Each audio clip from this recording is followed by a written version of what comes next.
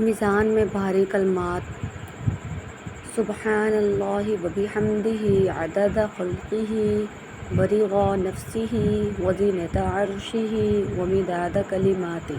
ترجمہ: پاک ہے اللہ کی ذات اور اسی کے لیے ساری تعریف ہے، اس کی مخلوق کی تعداد کے برابر، اس کی ذات کی خوشنودی کے برابر، اس کے عرش کے وزن کے برابر اور اس کے کلمات صفات کی سیاہی کے برابر۔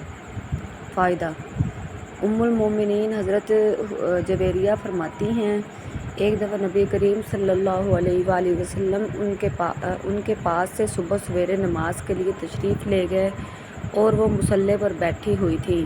پھر سورج کے نکلنے اور روشن ہو جانے کے بعد تشریف لائے تو دیکھا کہ میں ابھی تک مصلی پر بیٹھی ہوں۔